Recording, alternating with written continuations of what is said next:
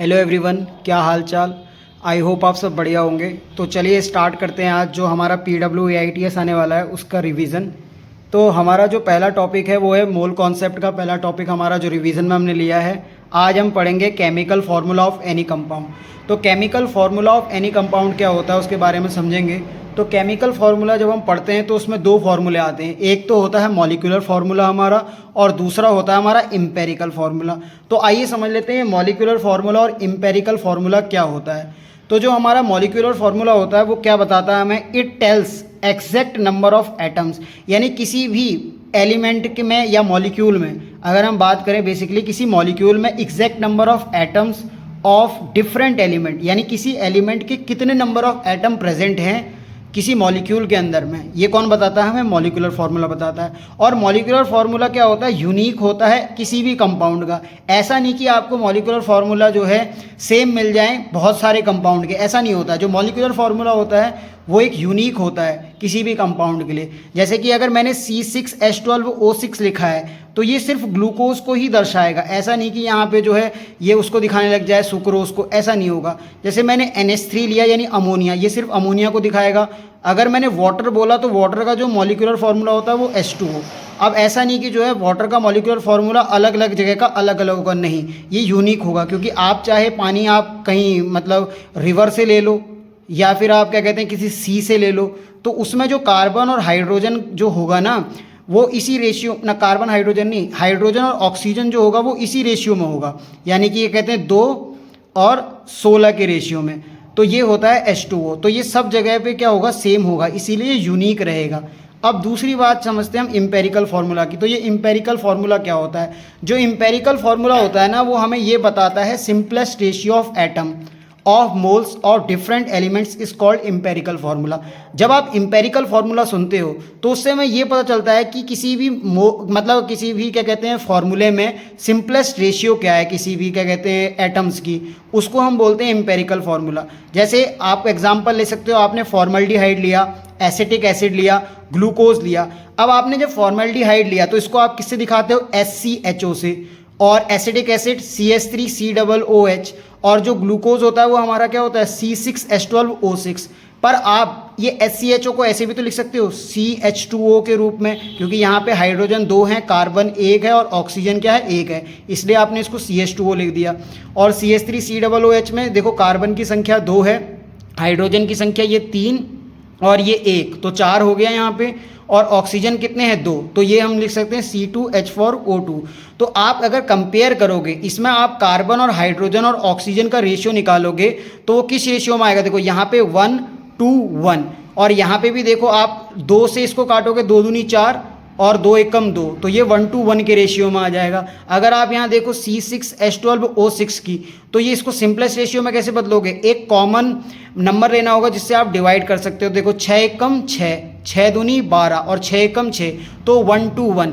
अगर जैसे आपने क्या कहते हैं किसी भी कंपाउंड को लिखा और उसका ऐसा रेशियो बनाया 2:4, तो क्या ये सिंपलेस्ट रेशियो, नहीं। सिंपलेस्ट रेशियो क्या होता है कि ऐसा रेशियो जो क्या कहते हैं बाद में किसी कॉमन नंबर से कटे नहीं, तो ये इसका 1:2 होगा। जैसे मैंने अगर इसको लिखा 3:6, तो ये सिंपलेस्ट रेशियो नहीं, इसको भी आप 1:2 में कन्वर्ट कर सकते हो। तो सिंपलेस्ट रेशियो में बदलना होता है, यही हमारा इम्पेरिकल फार्मूला होता है। तो इम्पेरिकल फार्मूला देखो इन तीनों का क्या है, CHO ही रहेगा, इसीलिए यहाँ पे देखो जो क्या कहते हैं CHO का रेशियो है वो 1:2:1 है। और अगर आप इनका इम्पेरिकल फार्मूला देखोगे तो सबका क्या आएगा, CH2O आएगा, यानी कार्बन और हाइड्रोजन और ऑक्सीजन का रेशियो क्या आएगा, वो 1:2:1 आएगा।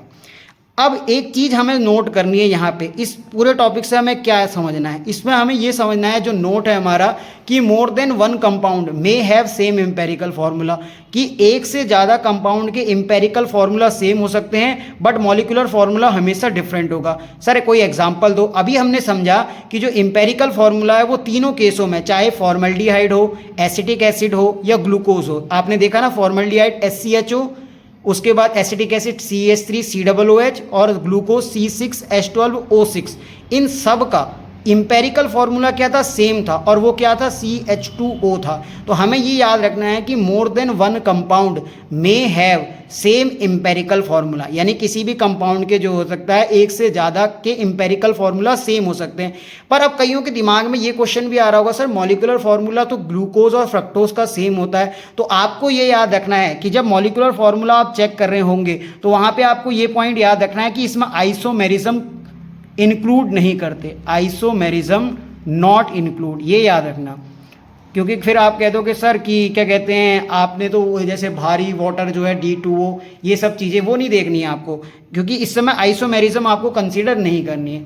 अब आ जाओ इसके बेस पे क्वेश्चन कर लेते हैं, ठीक है। तो क्वेश्चन नंबर 1 है आपके सामने, an organic compound contain 3 atom of carbon. आपको एक क्वेश्चन दे रखा है, आप पहले इसको जो है पॉज करो और क्वेश्चन को मतलब नोट करके जो है सॉल्व करने की कोशिश करो।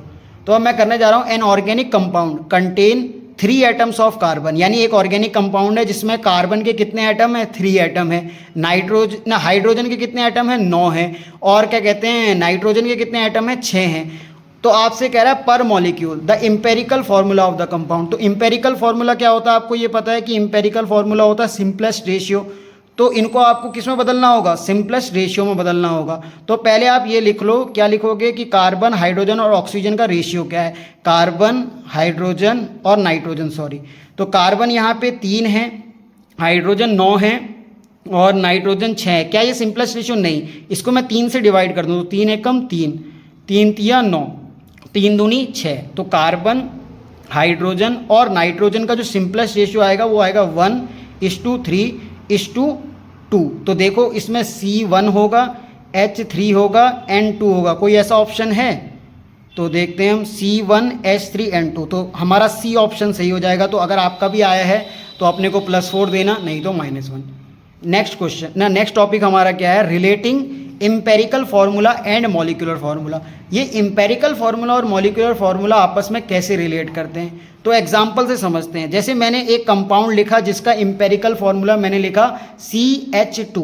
अब ये CH2 क्या है, इसमें कार्बन 1 है, हाइड्रोजन 2 है। तो ये इम्पेरिकल फार्मूला है। अब इस इम्पेरिकल फार्मूले के मॉलिक्यूलर फार्मूले देखो कई सारे हो सकते हैं, जैसे C2H4 हो सकता है, C3H6 हो सकता है, C4H8 हो सकता है। मैंने आपको इम्पेरिकल फार्मूला दिया और बोला इनमें से कौन सा मॉलिक्यूलर फार्मूला सही है, तो आप क्या बता सकते हैं।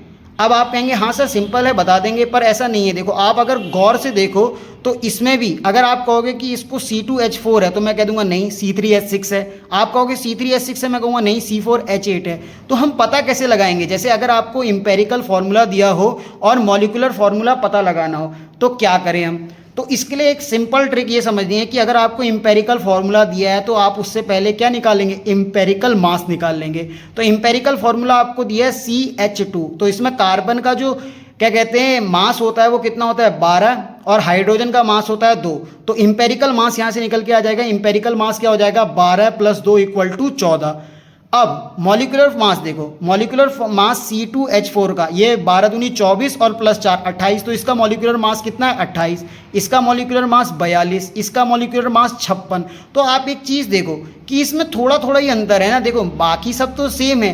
तो इसीलिए ये जो है ना किसका डिफरेंस आ रहा है, सिर्फ n का, यानी एक नंबर का डिफरेंस आ रहा है जो इनको जो है अलग कर रहा है। तो हमने एक फॉर्मूला बनाया n बराबर होता है मॉलिक्यूलर मास अपॉन इम्पेरिकल मास। क्योंकि आप देखो इसमें एक नंबर का ही तो डिफरेंस आ रहा है, तो n का जो फॉर्मूला बना वो क्या बना, n का फॉर्मूला बना मॉलिक्यूलर मास अपॉन इम्पेरिकल मास।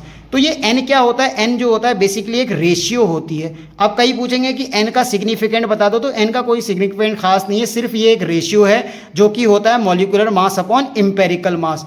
तो अब यहाँ से मॉलिक्यूलर फार्मूला का जो मतलब फार्मूला निकल के आएगा कि मैं मॉलिक्यूलर फार्मूला बराबर क्या कर दूंगा, इम्पेरिकल फार्मूला इंटू n कर दूंगा। यानी आपको इम्पेरिकल फार्मूला यहाँ से पहले आप n की वैल्यू निकालोगे, मॉलिक्यूलर मास आपको गिवन होगा, इम्पेरिकल मास आपको निकालना पड़ेगा इम्पेरिकल फार्मूले से, और जब इम्पेरिकल फार्मूले से आप इम्पेरिकल मास निकाल लोगे और आप उसको डिवाइड करोगे तो आपका यहाँ से मॉलिक्यूलर फार्मूला निकल आएगा। अब कई लोग सोचेंगे सर ये मॉलिक्यूलर मास कहाँ से आएगा, तो मॉलिक्यूलर मास आपको क्वेश्चन में गिवन होगा, इसकी टेंशन आपको नहीं लेनी है। इम्पेरिकल मास आपको इम्पेरिकल फार्मूले से निकल आ जाएगा। तो अब देखते हैं कि इम्पेरिकल फार्मूला और मॉलिक्यूलर मास मतलब मॉलिक्यूलर फार्मूले को रिलेट करके क्वेश्चन करते हैं कि n का क्या सिग्निफिकेंस है। एन के सिग्निफिकेंस पे बेस्ड कुछ क्वेश्चन कर लेते हैं। कुछ 3 क्वेश्चन आपके सामने एन के ऊपर हैं। तो पहला क्वेश्चन है आपके सामने, आप स्क्रीन को पॉज करिए और क्वेश्चन को जो है नोट करिए, तब तक मैं सॉल्यूशन करता हूँ। तो पहला क्वेश्चन आपके सामने दे रखा है, क्या दे रखा है आपके सामने पहला question, an organic compound has empirical formula CH2O, यानी यहाँ पे आपको जो है इम्पेरिकल फॉर्मूला क्या दिया है, CH2O दिया है, यानी कार्बन 1 है, हाइड्रोजन 2 है, ऑक्सीजन कितना है 1। If the molecular mass of the compound is 180, the compound is. देखो इस तरह के क्वेश्चन को सॉल्व करने के लिए आपका जो पहला मेथड है वो क्या होगा कि आप लिखोगे, देखो इम्पेरिकल फॉर्मूला आपको गिवन है, तो इम्पेरिकल फॉर्मूला जब आपको गिवन है तो उससे आप क्या निकाल लोगे, इम्पेरिकल मास निकाल लोगे। तो इम्पेरिकल फॉर्मूला है CH2O। जब आपने इम्पेरिकल फॉर्मूला लिख दिया तो इसका इम्पेरिकल मास क्या होगा, 12 प्लस हाइड्रोजन का 1 होता है, मतलब क्या कहते हैं मास, और उसको 2 एटम दिए तो 2 से मल्टीप्लाई कर दिया। ऑक्सीजन कितना 16, तो आप जब इसको ऐड करोगे तो 12 और 2 कितना हो जाएगा 14, और 14 और 16 कितना हो जाएगा 30। तो यहाँ से आपका जो है इम्पेरिकल फॉर्मूले से जो इम्पेरिकल मास निकल के आया वो कितना आ गया, 30 आ गया। फिर आपको मॉलिक्यूलर मास कितना दे रखा है, मॉलिक्यूलर मास आपको दे रखा है 180, ठीक है। तो मॉलिक्यूलर मास आपको दिया है 180। तो आपके पास जो फॉर्मूला है वो n बराबर क्या है, मॉलिक्यूलर मास अपॉन इम्पेरिकल मास। तो आप ये फॉर्मूले में पुट करो और आंसर पाओ। देखो आपने जब ये पुट करा, मॉलिक्यूलर मास आपने इसको 180 रखा और क्या कहते हैं इम्पेरिकल मास आपका 30 आया था तो 6 आया। तो यहाँ से n की वैल्यू कितनी आ गई 6। और आपको ये पता है कि जब n निकल आता है तो हमें क्या कहते हैं, किसी कंपाउंड का मॉलिक्यूलर फार्मूला निकालना होता है तो मॉलिक्यूलर फार्मूला बराबर क्या होता है, इम्पेरिकल फार्मूला इंटू n करते हैं हम।